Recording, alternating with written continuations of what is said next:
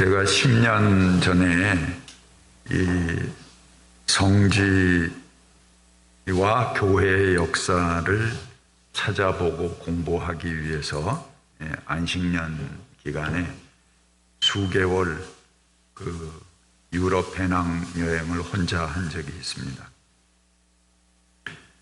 그 중에 그 나폴리, 이태리 나폴리에서 기차를 타면은 이제 전용 기차가 있어요. 협계 기차인데 약 한 20여 킬로 더 남동쪽으로 내려가면은 폼페이라는 도시가 나옵니다. 이 폼페이는 베수비오 산, 화산이죠. 그 화산이 주후 79년에 갑자기 폭발했습니다. 화산이 나오면서 원래 그 산 위에 그 고급 귀족들이 휴양지로 쓰던 그런 그 마을인데 그 화산재가 그냥 그대로 순식간에 쌓여서 사람들이 많은 사람들이 거기서 죽임을 당했어요. 약 2,000명 정도가 그대로 화산재에 매몰돼서 그 화산 사람뿐만 아니고 그 도시 전체가 그냥 순식간에 매몰된 것이죠.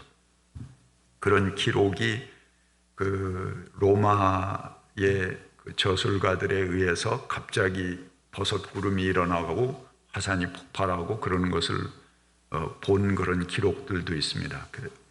근데 이제 어딘지 몰랐었죠. 그러다가 1748년에 이르러서 이 프랑스의 탐험가들이 그곳이 폼페이일 것이다 이렇게 추정을 하고 발굴을 시작을 해서 폼페이 시를 찾아냈습니다. 그러니까 1700년 이상 땅속에 매몰됐던 도시가 나오게 된 거죠. 약 한 100년 정도 발굴을 하고 이제 공개가 되었고 지금도 아직 다 발굴이 안 됐습니다. 그래서 일부는 발굴을 계속하고 있고 약 5분의 4 정도가 복원돼서 일반에게 개방이 된 그런 도시입니다.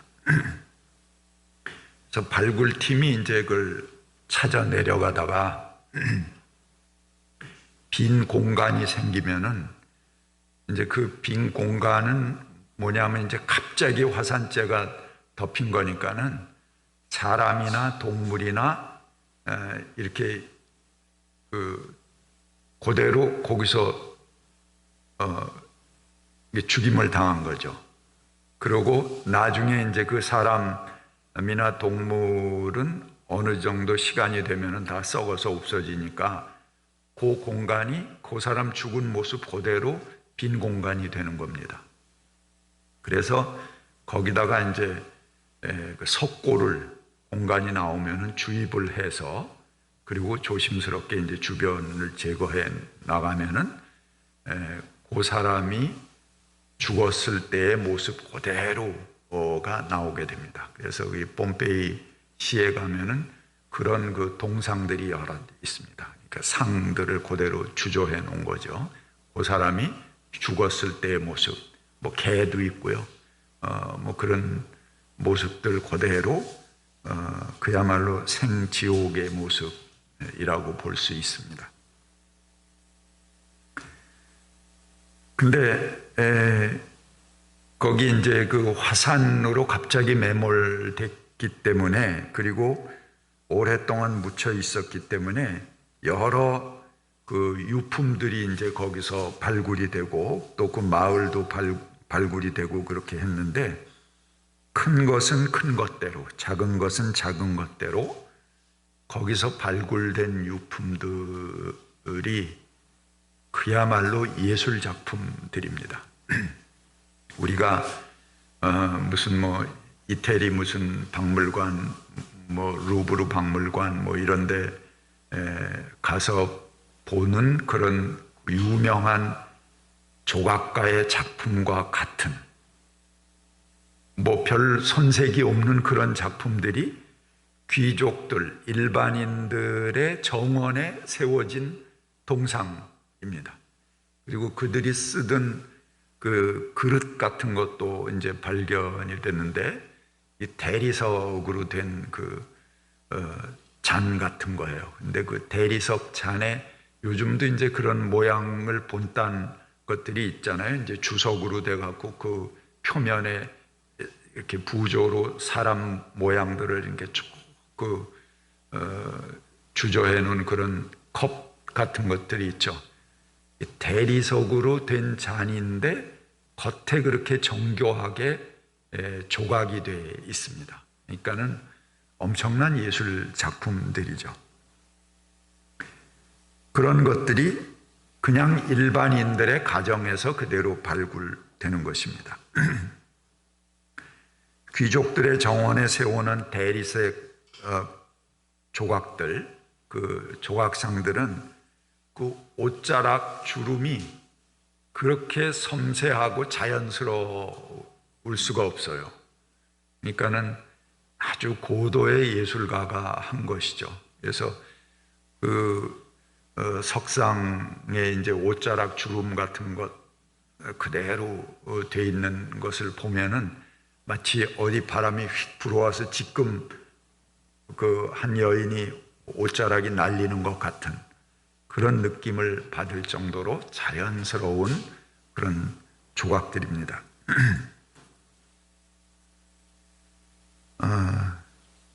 당시 귀족들의 생활 수준이 어땠는가 하는 것을 그대로 느끼게 해주는 것이죠. 하지만 이러한 화려한 문명의 이면을 보게 하는 물건들도 있었습니다. 요즘 그 헬스 기구나 뭐 이런 거 중에 이렇게 발 올려놓으면 이렇게 척척척척 왔다 갔다 하는 그런 것도 있잖아요. 근데 그런 게 여러 명 이렇게 발을 올려놓는 것 같은 그런 기구가 쭉 있습니다. 근데 보니까는 그 위에 이렇게 쇳대가 지나가요. 여러 명이 이렇게 발을 걸쳐 놓게 돼 있는 그런 걸 보고 집단 헬스를 하셨나 이렇게 생각했는데, 그게 아니고 그게 뭐냐 하면은 착고라는 것입니다. 착고.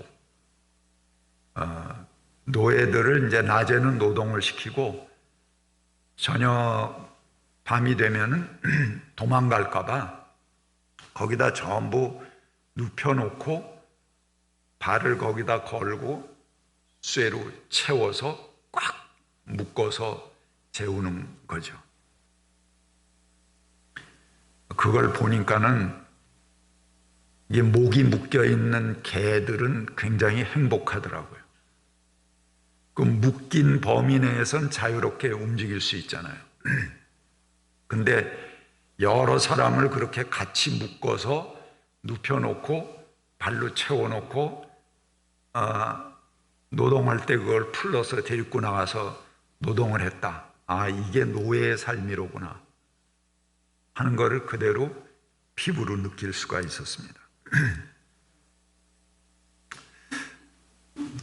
글쎄, 상상에 막히겠습니다. 그거 채우기 전에 볼 일들 다 보고 와라 이제 그렇게 할지 모르겠죠. 그러니까 우리가 자유인이라는 것이 어떤 것인가 금방 이 피부로 느낄 수 있죠. 그 착고를 차지 않는 사람이 자유인입니다. 그러니까 우리 현대에 사는 우리들에게 발착고를 채울 사람은 없습니다. 하지만 우리들은 저마다 다른 마음의 착고를 차며 살고 있지는 않은가 생각해 볼 필요가 있습니다. 여러분들은 어떤 착고를 차고 계십니까?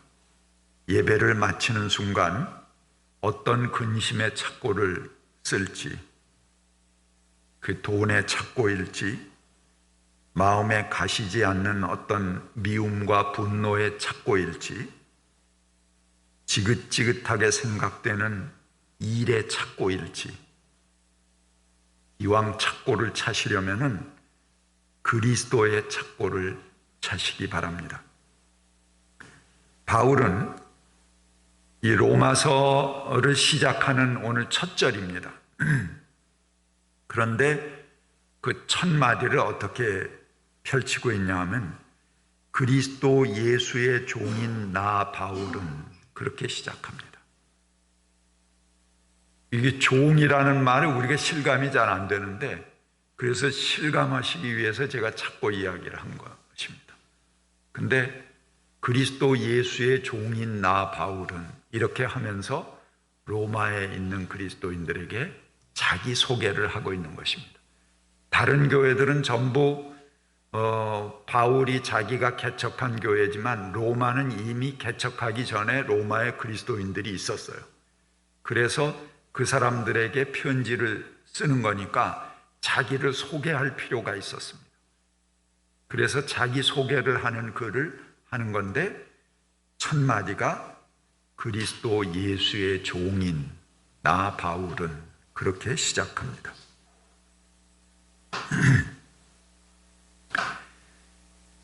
그는 스스로 예수의 종이다 그렇게 자기의 첫 마디를 펼치는데요. 물론 하긴 요즘에 나는 하나님의 종이다, 나는 그리스도의 종이다 그러고 굉장히 자랑스럽게 자기를 소개하기도 합니다. 그래서 그런 분들을 보고 주의 종님, 주의 종님 하고 부르기도 합니다. 그런데 종 다음에 어울리는 말은 님자가 아닙니다. 그렇죠? 종 다음에 무슨 자가 어울리죠? 종놈, 그게 어울리는 말이죠. 바울이 예수의 종이란 말을 쓴 것은 자신을 뽐내는 말로 쓴 것이 아닙니다. 바울은 그리스도 안에 있는 자유를 갈망한 사람입니다. 그는 종과 자유인의 차이를 너무나도 잘 압니다. 그는 누구보다도 자유를 갈망했지만 그리스도 예수에 대해서는 스스로 종이라고 그렇게 말했습니다. 2절 말씀에 보면 사도로 부르심을 받아 하나님의 복음을 전하라고 따로 세우심을 받았습니다. 그렇게 자기를 표현합니다. 여기 따로 세우심을 받았다는 표현은 구별하여 세웠다는 선택을 뜻하는 구약 성서의 특별한 용어입니다. 하나님께서 묵백성 가운데서 거룩한 목적을 위해서 선택하고 구별하셨다라고 말합니다. 바울은 나를 모태로부터 구별하여 세우셨다라고 합니다. 바울은 하나님께서 백성 가운데서 거룩한 목적을 위해서 선택하고 구별하셨다라고 말하고 또 바울은 나를 모태로부터 구별하여 세우셨다 이렇게 표현합니다. 우리는 보통 내가 성장해서 하나님의 뜻을 알게 되고 내 마음에 뜨거운 인식을 주셨을 그때 내게 어떤 인식이 생기게 될 때 하나님께서 부르셨다는 것을 알게 된다라고 생각을 합니다. 그러나 바울은 장성한 후가 아니고 처음부터 모태에서부터 하나님께서 나를 구별해 세우셨다. 그렇게 말합니다. 자기가 전혀 세상을 인식하지 못하기 전부터 하나님께서 그를 구별해 세우셨다고 합니다. 또 구약 성경들 보면은 창세 때부터 하나님께서 나를 구별해 세우셨다. 그렇게 그들은 자기 자신의 선택에 대해서 소급해서 이야기합니다.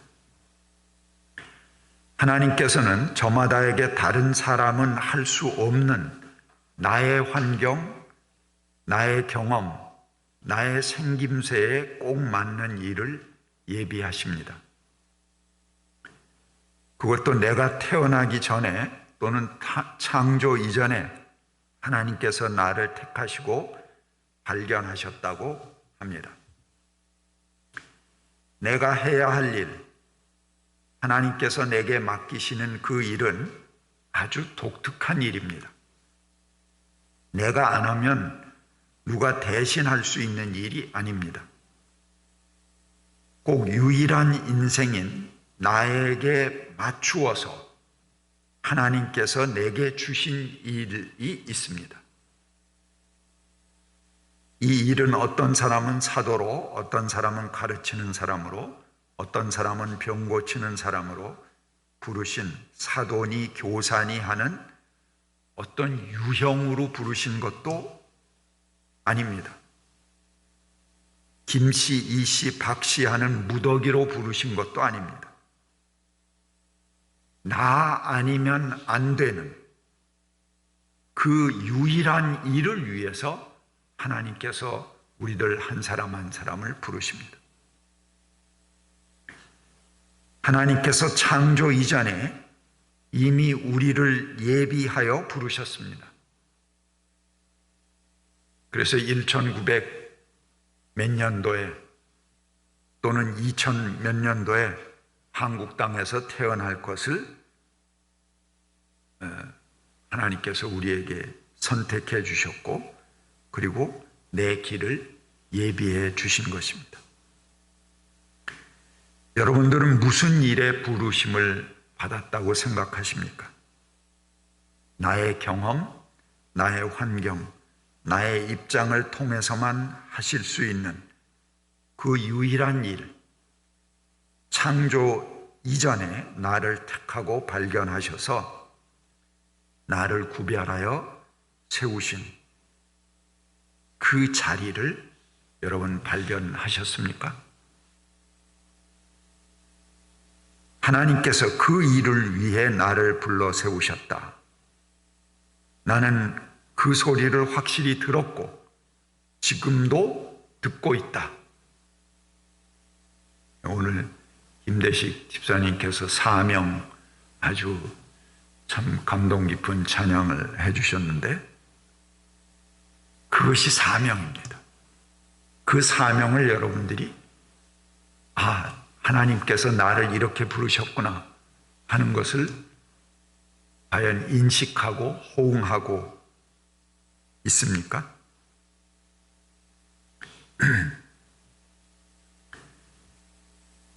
이렇게 바울처럼 자신 있게 말할 수 있는가 하는 것입니다. 그럴 수 있는 사람은 오늘 본문 예수 그리스도의 사람이다 이렇게 부르는 것입니다. 그리스도의 사람. 내가 나를 위한 누구누구가 아니고 나는 그리스도의 사람이다. 그렇게 부르는 것이죠. 우리 주 예수 그리스도라 할 때 주라는 말은 주인이라는 뜻입니다. 이것은 종과 상대적인 말입니다. 종은 제멋대로 하지 않습니다. 종은 제멋대로 할 수 없습니다. 종은 그렇게 해서는 안 됩니다. 그를 부르신 분, 그 주인의 명령에 따라야 합니다. 내가 주인 대신 당신을 따라 살겠습니다. 당신을 쫓아 살겠습니다. 예수님, 당신은 내 삶의 유일한 길이시오, 본이시오, 틀이십니다. 나 스스로 그 틀에 맞추어 제한해서 살겠습니다 하는 고백이 바로 그리스도의 사람이다 하는 고백인 것입니다. 그러면 여러분 중에 질문하는 분이 계실 것입니다. 왜 예수 그리스도여야만 해? 그에 못지않게 훌륭한 위인들이 많이 있는데 나는 다양한 것을 원해. 나는 내 자유를 구속받고 싶지 않아. 여러분에게 예수님 말고 또 다른 표적이 필요하십니까? 아직 이것저것 좋은 지식을 따라 순례하는 중이십니까? 바울 사도는 나는 그리스도 외에는 아무것도 알지 않기로 했다.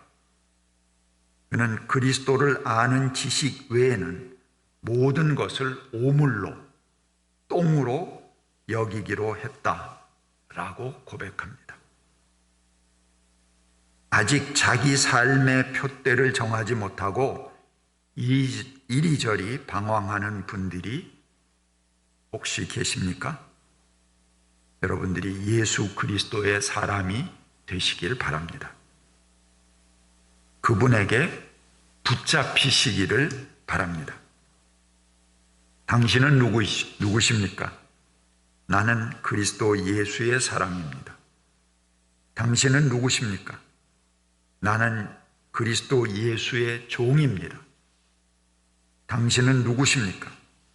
나는 창조 이전부터 하나님께서 나를 발견하시고 이 일을 하라고 불러주신 아무개입니다.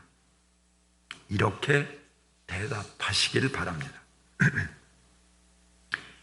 이사야 55장 10절 이하에 보면 이런 말씀이 있습니다. 비와 눈이 하늘에서 내려와 땅을 적시고 싹이 돋고 열매를 맺어 씨 뿌리는 사람에게 씨앗을 주고 사람에게는 먹을거리를 주고 죽어야 그 근원으로 돌아간다.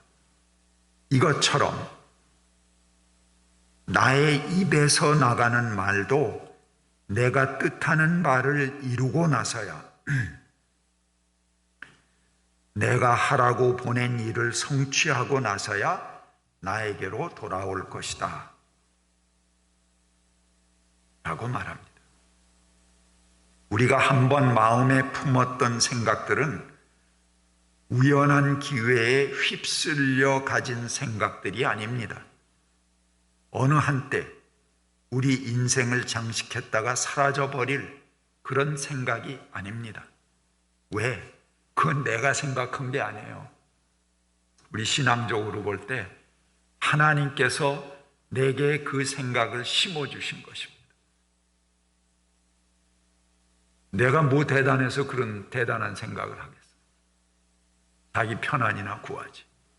그런데 어느 한순간 나를 뚫고 어떤 생각에 내가 휩싸였다. 내가 한때는 그랬어. 내가 그런 게 아니에요. 하나님께서 내게 그 생각을 심어주신 것입니다. 한낮 하늘에서 내린 비 한 방울도 내려와서 땅을 적시고 열매를 맺고 사람들에게 먹을거리를 주고 또 씨앗을 남기고 가듯이 하나님의 말씀이 그냥 그렇게 왔다가 가겠습니까? 반드시 나는 내가 뜻하는 바를 이루고 나서야 내가 하라고 보낸 일을 성취하고 나서야 나에게로 돌아올 것이다. 하나님의 말씀. 그 말씀이 그냥 스치는 생각이 아니라는 것입니다. 어떻게 나에게서 선한 것들이 나올 수 있겠습니까? 하나님께서 주신 생각이기 때문에 반드시 그 뜻을 이루고야 돌아올 것이다. 너무 안 이루어진다고 조바심할 필요도 없어요. 그분께서 이루실 것입니다. 언제든지 내게 주셨던 그 생각 그대로 하나님께서 열매를 맺으실 것입니다. 그 귀한 생각은 저마다 처음 하나님과 사귀었을 때 가진 높은 이상들은 하늘에서 내려와 우리 마음을 적시고 싹이 돋고 열매 맺어서 씨를 만들고 사람들 마음에 심겨지고 더 큰 이상과 꿈으로 꽃피어서 그 일을 이루고야 근원으로 돌아갈 하나님의 말씀들이십니다.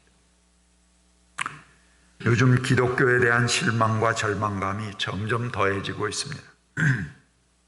우리 사회에서 가장 보수적이고 수구적인 집단이 바로 기독교로 전락해 가고 있는 모습들 때문입니다. 게다가 코로나 시대를 맞아서 극히 이기적인 집단으로 이렇게 그 모습들이 많은 사람들에게 각인되어 가고 있습니다.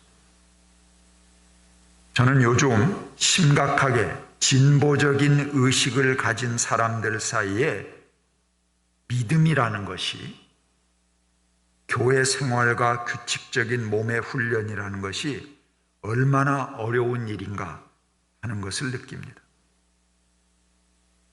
그들은 마음은 있지만 몸은 교회에 있지 않습니다. 대단한 의식을 가졌는지는 모르지만 1년에 몇 번 정도 목사가 들볶아야지 교회에 나와주는 정도입니다.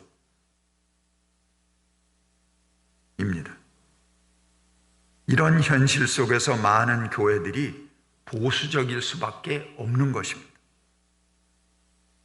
자명한 사실이죠. 진보적인 기독인이 바뀌지 않으면 교회가 바뀔 수 없습니다. 기독교가 바뀔 리가 없어요. 왜 진보적인 교회는 안 돼? 여러분 나를 보세요. 여러분 각자를 보세요. 내가 정말 그리스도의 사람으로 움직이고 있는가? 거기에 답이 있습니다. 진보적인 기독인이 바뀌지 않으면 교회가 바뀔 수 없습니다. 그들이 가진 말로만의 신앙이 몸의 신앙으로 바뀌지 않으면 한국 교회는 미안하지만 희망이 없습니다.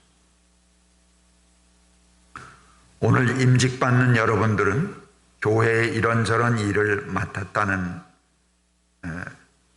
맡은 분들이십니다. 근데 그것은 단지 일거리를 맡은 것이 아닙니다. 여러분들이 하나님의 사람으로, 그리스도의 사람으로 부름받은 것입니다. 집사는 주인을 대신해서 그 집을 지키고 돌보는 사람들입니다. 오늘 이 교회를 지키는 집사를 25분을 임명했습니다. 권사는 모두를 품어 안는 사람이고 그들이 그리스도의 사람으로 굳건히 서도록 권면하고 사랑을 베푸는 주체들입니다. 권사는 매년 임명직이 아니기 때문에 오늘 부르진 않았지만 우리 교회에 여러분의 권사님들이 계십니다. 든든합니다. 장로는 평생 집사를 해온 사람들 중에서 그것도 교인들이 투표로 선택한 분입니다. 이분들은 내 생명보다도 교회를 더욱 사랑하는 사람들입니다. 사람이 되어야 합니다. 임직받는 모든 분들은 사사로운 감정으로 끼리끼리 세움받은 것이 아닙니다. 하나님의 교회를 교회답게 하기 위해서 부름받은 것입니다. 오늘 임직받는 분들은 여러분 한 분 한 분에게 임한 하나님의 말씀을 찾으시길 바랍니다. 그 뜻에 순종하시길 바랍니다. 부족한 우리들이지만 우리를 통해서 주님의 뜻을 이루시도록 온전히 주님께 내어 맡기시기를 바랍니다. 같이 침묵하겠습니다.